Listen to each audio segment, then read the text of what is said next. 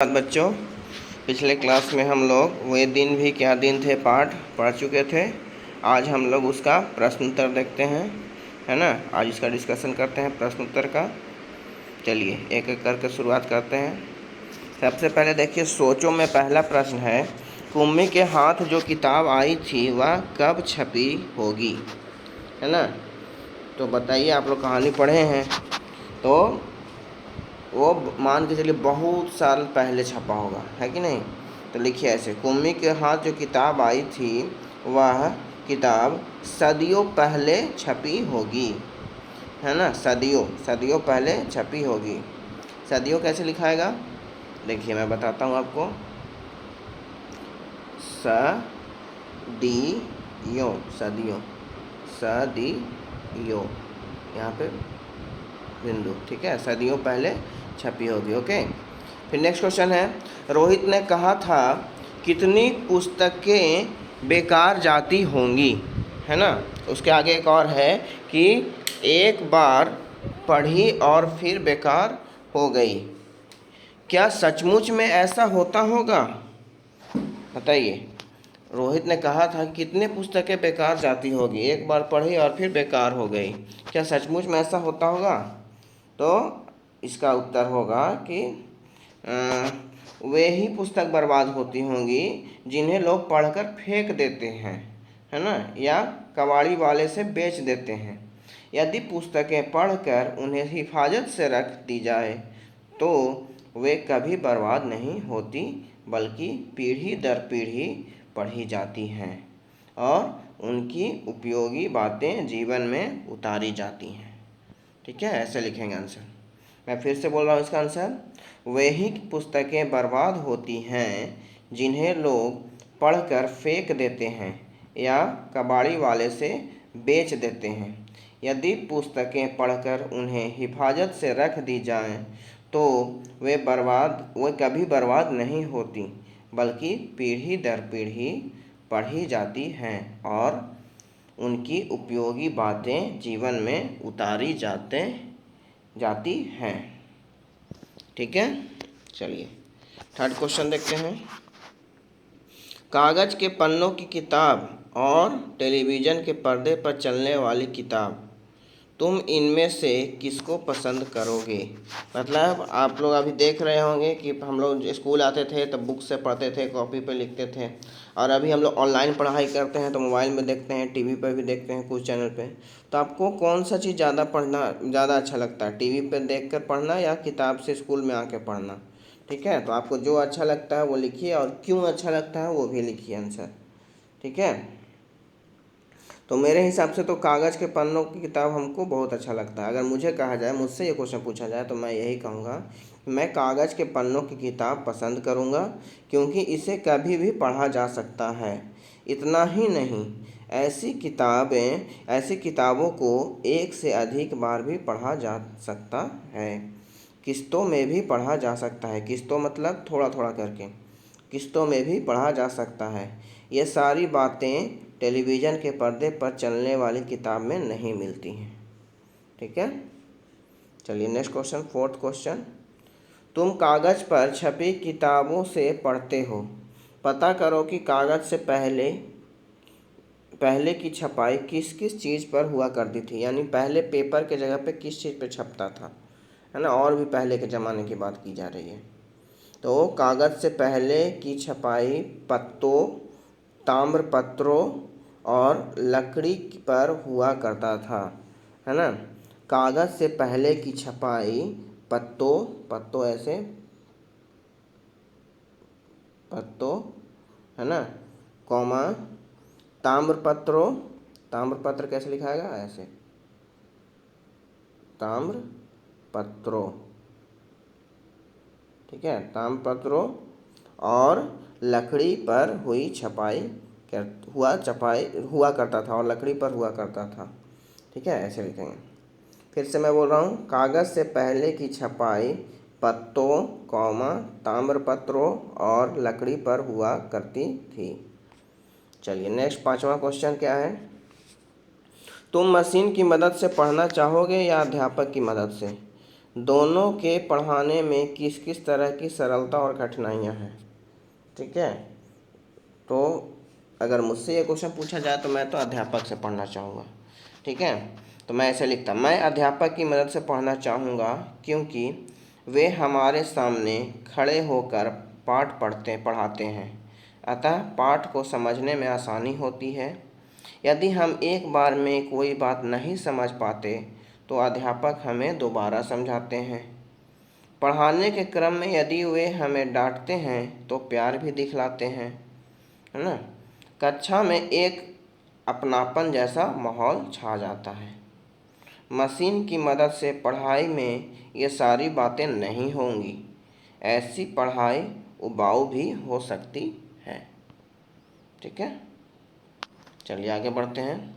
वे दिन भी क्या दिन थे में क्या है, बीते दिनों की प्रशंसा में कही जाने वाली यह बात तुमने कभी किसी से सुनी है ना। बीते दिनों में की प्रशंसा में कही जाने वाली यह बात तुमने कभी किसी से सुनी है। अपने बीते हुए दिनों के बारे में सोचो और बताओ कि उनमें से किस समय के बारे में तुम वे दिन भी क्या दिन थे कहना चाहोगे। यानी आपके पास्ट के बारे में आप पूछ रहा है कि ऐसा बताइए कि कोई ऐसा चीज़ है जो बीता था और आपको याद हो, उसका प्रशंसा किया जा रहा है, तो आप उस बीते हुए दिन के बारे में बताना है कि वह दिन भी क्या दिन थे, क्या कहना चाहोगे, उस दिन के बारे में आपको लिखना है। तो ये तो सबका वेरी करेगा आंसर, सब कोई अपना अपना आंसर लिखेंगे। ठीक है, इसका आंसर आपको अपने से लिखना है, इसमें मैं कोई हेल्प नहीं करूँगा। चलिए नेक्स्ट बढ़ते हैं। नेक्स्ट है कल, आज और कल। ठीक है, कल पहला वाला कल जो है बीता हुआ कल, आज प्रेजेंट, और कल मतलब आने वाला कल। तो फर्स्ट क्वेश्चन है, 1967 में हिंदी में छपी इस कहानी में कल्पना की गई है कि सालों बाद स्कूल की जगह मशीन ले लेंगी। तुम भी कल्पना करो कि बहुत सालों बाद ये चीज़ें कैसी होंगी। यानी पेन कैसा होगा, है ना, घड़ी कैसा होगा, टेलीफोन या मोबाइल कैसा होगा, टेलीविज़न कैसा होगा, या फिर कोई और चीज़ जिसके बारे में तुम सोचना चाहो, है ना। यानी फ्यूचर में ये सब कैसा रहेगा आपको सोच कर बताना है। तो ये भी आप खुद से करेंगे। ठीक है, इसको भी आपको खुद से ही लिखना है, समझें। चलिए नेक्स्ट सेकेंड क्वेश्चन है, नीचे कुछ वस्तुओं के नाम दिए गए हैं, बड़ों से पूछकर पता करो कि 20 साल पहले इनकी क्या कीमत थी और अब इनका कितना दाम है। 20 साल पहले की बात कही जा रही है, यानी आलू जो है 20 साल पहले कैसे किलो बिकता होगा, है ना।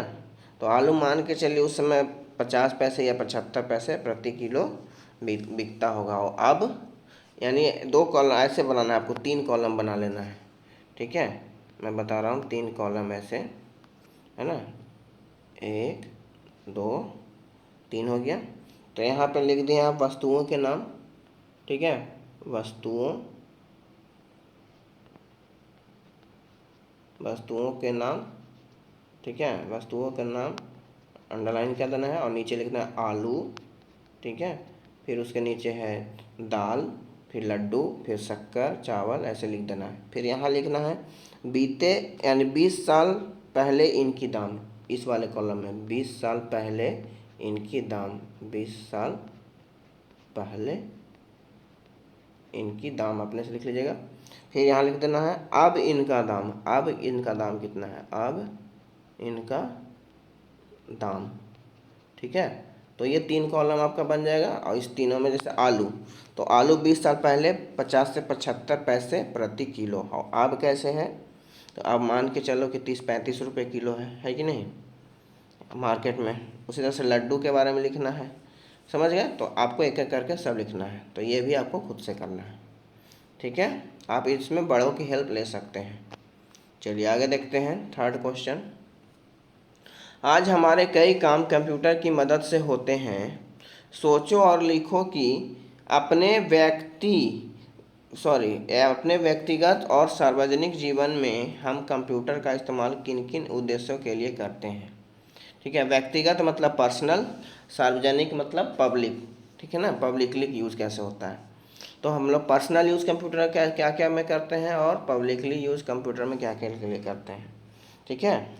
तो व्यक्तिगत में हम लोग जानते हैं कि मनोरंजन के लिए हम लोग गेम खेलते हैं, ये सब करते हैं। रेल टिकट कराने के लिए, संदेश भेजने के लिए, किसी चीज़ के बारे में जानकारी प्राप्त करने के लिए, है ना। और सार्वजनिक में क्या हो जाएगा, बताइए आप लोग, सोचिए और बताइए, ठीक है। इसको लिखेंगे कैसे, ये भी सोचना है। देखिए, व्यक्तिगत तो हम लोग बता दिए, मनोरंजन के लिए, रेल टिकट के लिए, संदेश भेजने के लिए, या किसी चीज़ के बारे में जानकारी प्राप्त करने के लिए। सार्वजनिक में जैसे मान लिया कोई क्राइम होता है तो इन्वेस्टिगेशन के लिए उस समय कंप्यूटर का यूज़ होता है ना। सार्वजनिक में और क्या होता है कि मान लिया जाए किसी जैसे हॉस्पिटल वगैरह में यूज़ होता है कि नहीं। और सार्वजनिक में होता है एयरपोर्ट पे होता है ना। तो बहुत सारा जगह पे सार्वजनिक रूप में यूज़ होता है। तो आप लोग लिख लेंगे इसको, ये क्वेश्चन भी ख़त्म। चलिए आगे बढ़ते हैं। जानकारी देने या लेने के लिए कई तरीके अपनाए जाते हैं। हम जो कुछ सोचते या महसूस करते हैं उसे अभिव्यक्त करने या बताने के भी कई ढंग हो सकते हैं। बॉक्स में ऐसे कुछ साधन दिए गए हैं, उनका वर्गीकरण नीचे की गई तालिका में लिखो। यानी जानकारी और भावनाएं, कौन सी जानकारी में आएगा और कौन सा चीज़ भावनाएं में आएगा, उसको लिखना है, ठीक है ना। जानकारी किस में आएगा और भावनाएं किस में आएगा। तो जानकारी में आ जाएगा संदेश, रेडियो, विज्ञापन, नोटिस, फ़ोन, मोबाइल, है ना, टीवी, फैक्स, इंटरनेट और इश्तेहार, ये सब जानकारी में आ गया। अब भावनाएं में क्या क्या आएंगे, अभिनय, नृत्य के हाव भाव, संकेत भाषा, चित्र, मोबाइल संदेश, तार, ये सब भावनाएं में आएगा, ठीक है। चलिए आगे बढ़ते हैं। ऊपर लिखी चीज़ें एक तरफा भी हो सकती हैं और दो तरफा भी हो सकती हैं। यानी हो सकता है कि कोई चीज़ जो है दोनों में आए, जानकारी भावनाएं दोनों में, या कोई सिर्फ एक कॉलम में आए, ठीक है। जिन चीज़ों के जरिए एक तरफा संप्रेषण होता है उनके आगे ये वाला साइन लगाना है, ठीक है ना, एरो का साइन दिख रहा है, ये साइन लगाना है, लगाओ। और दो तरफा संवाद यानी जो चीज़ दोनों तरफ हो रहा है उसको ये वाला साइन लगाना है, ठीक है, समझ रहे हैं। तो किन किन चीज़ों के आगे ये लगेगा और किन किन चीज़ों को आगे मैं बता रहा हूँ, ध्यान से सुनिएगा, ठीक है। तो आपको सोच नहीं, एक काम कीजिए, आप खुद सोचिए, मैं क्यों बताऊँ, आप खुद सोचिए कि क्या कौन सा चीज़ दोनों तरफ यूज होता है और कौन सा चीज़ सिंगल में यूज होता है ना। तो आपको खुद से ये कीजिए, जब तक आप सोचेंगे नहीं सीखेंगे नहीं, ठीक है। चलिए आगे बढ़ते हैं। तुम्हारी डायरी में क्या है, तुम्हारी डायरी में पहला प्रश्न है, डायरी लिखना एक निजी काम या शौक है। तुम अपनी डायरी किसी और को पढ़ने को देते हो या नहीं, या तुम्हारी अपनी मर्जी है, ठीक है। हर कोई अपना डायरी लिखता है या लिखना भी चाहिए, पर्सनल डायरी, है ना। आज जो भी काम किया उसको हम लोग डायरी में लिख देते हैं, तो वो अपना पर्सनल डायरी होता है। कई व्यक्तियों ने तो वो क्या होता है कि कुछ लोग पढ़ने देते हैं दूसरे को, कुछ लोग छिपा के रखते हैं कि नहीं ये मेरा पर्सनल है, मैं किसी को पढ़ने नहीं दूंगा, है ना। तो कई व्यक्तियों ने अपनी डायरियाँ छपवाई भी हैं ताकि अन्य लोग उन्हें पढ़ सकें, है ना। ऐसे ही कोई डायरी खोजकर पढ़ो और उसका कोई अंश कक्षा में सुनाओ। यानी कोई डायरी आपको खोज कर पढ़ना है और उसका अंश कक्षा में सुनाना है, ठीक है। तो आप लोग ने भी कोई डायरी अगर लिखा है तो अगर आप दूसरे को चाहते हैं, इच्छा है कि वो मेरा डायरी पढ़े, तो आप उसको कहानी उसको सुनाइए, है कि नहीं, समझ गए। तो अगर आप, ये तो आपकी मर्जी है, इसमें मैं क्या बताऊं, ठीक है। नेक्स्ट है, अपनी डायरी बनाओ और उसमें खुद से जुड़ी बातें लिखो। यानी आपको अपना डायरी बनाना है और खुद से जुड़ी बातें को लिखना है, अपने बारे में लिखना है, ठीक है। तो ये काम भी खुद करना है आपको। डायरी में तुम अपने स्कूल के बारे में क्या लिखना चाहोगे। यानी डायरी में आप अपने स्कूल के बारे में जो भी लिखना चाहेंगे वो लिखें। यानी ये समझिए कि तुम्हारी डायरी आपको खुद से करना है, स्वयं करना है, ठीक है। ये आपके सोच के ऊपर निर्भर करता है, चलिए आगे बढ़ते हैं। तुम भी कल्पना करो, दोस्तों के साथ बात करके अंदाज़ा लगाओ कि 50 साल बाद इनमें क्या क्या बदलाव आएंगे, फिल्मों में क्या क्या बदलाव आएंगे, ठीक है, गांव की हालत में क्या क्या बदलाव आएंगे, तुम्हारी परिचित किसी नदी में क्या क्या बदलाव आएगा, है ना, स्कूल में क्या क्या बदलाव आएगा। तो एक एक करके मैं बताता हूँ। फिल्मों में क्या बदलाव आएगा, तो फिल्मों में और अधिक हिंसा और बोलबाला होगा। देखते हो मार धाड़ फिल्म में बढ़ गया है, पहले नहीं होता था। नाच गाने भी अधिक देखने को मिलेंगे, कहानियाँ खोखली होंगी, है ना, कहानी कुछ नहीं होगा, खाली बकवास रहेगा। फिर गांव की हालत में क्या होगा, गांव की हालत में सुधार होगा, स्कूल कॉलेज खुलेंगे और शिक्षा का प्रसार होगा। किसान अत्याधुनिक मशीनों से खेती करेंगे, उनमें आत्मविश्वास बढ़ेगा, काफ़ी हद तक वे अच्छा जीवन जिएंगे, ठीक है। तुम्हारी परिचित किसी नदी में प्रदूषण बढ़े, मान लिया कोई नदी है तो उसमें क्या होगा, प्रदूषण बढ़ जाएगा। अब स्कूल में क्या बदलाव होगा, स्कूल में कंप्यूटरों का इस्तेमाल बढ़ जाएगा, खेल का मैदान बड़ा होगा, बच्चों को हर तरह का खेल खेलना का मौका दिया जाएगा, ठीक है। तो इस तरह से बदलाव देखने को मिलेगा। अब देखते हैं था, है और होगा, ठीक है ना, यानी पास्ट प्रेजेंट और फ्यूचर तीनों का बात यहाँ पे करेंगे, ठीक है। तो पहला प्रश्न है, असीमोव की कहानी 2155 यानी भविष्य में आने वाले समय के बारे में है, फिर भी कहानी में थे का इस्तेमाल हुआ है, तो बीते समय के बारे में बताता है, ऐसा क्यों है ना। तो इसका आंसर होगा, कहानी में थे का इस्तेमाल इसलिए हुआ है क्योंकि इसमें उन्हीं घटनाओं का वर्णन किया गया है जो 2155 के पहले यानी भूतकाल में घटित हुई है, इसलिए थे का इस्तेमाल हुआ है।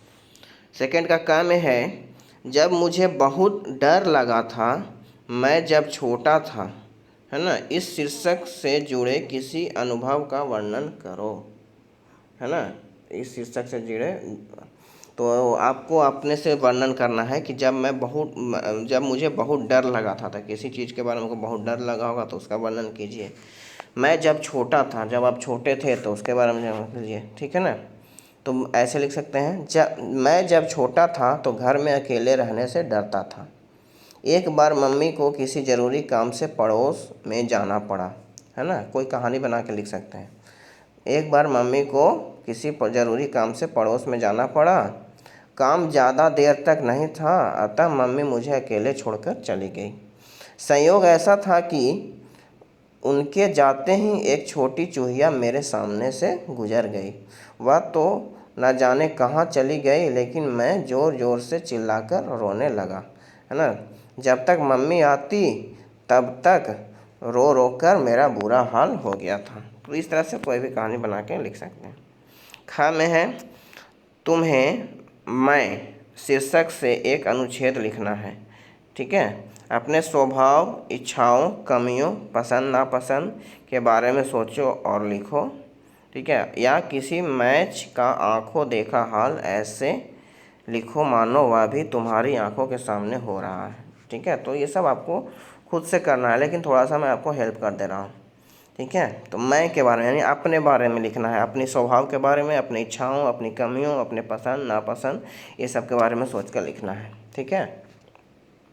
तो ऐसे लिख सकता हूँ, मैं एक लड़का हूँ या लड़की जो रहेंगे, मैं एक लड़की हूँ, मेरा नाम जो है वो लिखिए, मेरा नाम अभिषेक है, मेरा नाम जो भी है लिखिए। मैं अपने माता पिता और एक छोटे भाई के साथ रहता हूँ, है ना। मैं स्वभाव से बहुत कोमल हूँ, किसी को दुखी नहीं देख सकता, है ना। यथासंभव ज़रूरतमंदों की सहायता करने में विश्वास रखता हूँ। मेरे इस स्वभाव के कारण स्कूल में सभी मुझे प्यार करते हैं, लेकिन मुझ में दो बहुत बड़ी कमियां हैं। पहला, मैं बहुत जल्दी गुस्सा हो जाता हूँ। दूसरा, सुबह उठने में मुझे आलस आता है ना। मुझे रोना बिल्कुल पसंद नहीं है, बुजुर्ग की मदद करना मुझे बहुत अच्छा लगता है, ठीक है। तो इस तरह से लिख सकते हैं। नेक्स्ट क्वेश्चन थर्ड में, ग में, अगली छुट्टियों में तुम्हें नानी के पास जाना है, वहाँ तुम क्या क्या करोगे, कैसे वक्त बिताओगे, इस पर एक अनुच्छेद लिखो, ठीक है। तुमने जो 3 अनुच्छेद लिखे उनमें से पहले का संबंध उससे है जो बीत चुका है, दूसरे में अभी की बात है और तीसरे में बाद में घटने वाली घटनाओं का वर्णन है। इन अनुच्छेदों में इस्तेमाल की गई क्रियाओं को ध्यान से देखो। ये बीते हुए, अभी के और बाद के समय, आने वाले समय के बारे में बताती है। देखिए हम लोग ऊपर में 2 अनुच्छेद लिखे है ना। डू का काम में पास्ट वाला लिखें, ये पास्ट वाला लिखें, ये प्रेजेंट वाला लिखें, और इसमें हम लोग को फ्यूचर वाला लिखना है ना, कि अगली गर्मी छुट्टी में नानी के पास जाएंगे, वहाँ क्या क्या करोगे उसके बारे में व्यक्त करना है ना। तो देख रहे हैं कि तीनों में एक पास्ट, प्रेजेंट और फ्यूचर के बारे में हम लोग लिख रहे हैं, है ना। तो तीनों में क्रियाएं आई होंगी, है ना। तो आपको उन क्रियाओं को ध्यान से देखना है और बीते हुए अभी के बारे में बताती है, ठीक है। तो हम लोग क्रिया जो है ये बताता है कि प्रेजेंट में है कि पास्ट में है कि फ्यूचर में है, ठीक है। तो नानी के यहाँ जाएंगे अगली छुट्टी में, क्या क्या करेंगे उसके बारे में सोचिए और लिखिए। तो मैं तो ऐसे लिखूँगा, अगली छुट्टियों में मैं अपनी माँ और छोटे भाई के साथ नानी के पास जाऊँगा, वहाँ पूरी छुट्टी रहूँगा। नानी के घर के पास एक बहुत बड़ा नहर है, उसमें मैं रोज़ नहाऊँगा, है ना। ऐसे लिखेंगे, आसपास के लड़के लड़कियों से दोस्ती करूँगा और शाम के समय उनके साथ तरह तरह के खेल खेलूँगा। टीवी बिल्कुल नहीं देखेंगे, कभी कभी नाना जी के साथ सब्जी खरीदने बाज़ार जाऊंगा और वहां से खाने की चीज़ें लाऊंगा। मेरी नानी को कहानियाँ बहुत याद हैं, रोज़ रात मैं उनके पास सोऊंगा और मज़ेदार कहानियाँ सुनूंगा। तो इस तरह से आप कहानी बना के लिख सकते हैं, ठीक है। तो आज हमारा ये पाठ समाप्त होता है। हम लोगों ने सारा एक्सरसाइज भी कर लिया, सारा अभ्यास प्रश्न देख लिया। अगले दिन हम लोग नया पाठ शुरू करेंगे। आज के लिए इतना ही, धन्यवाद।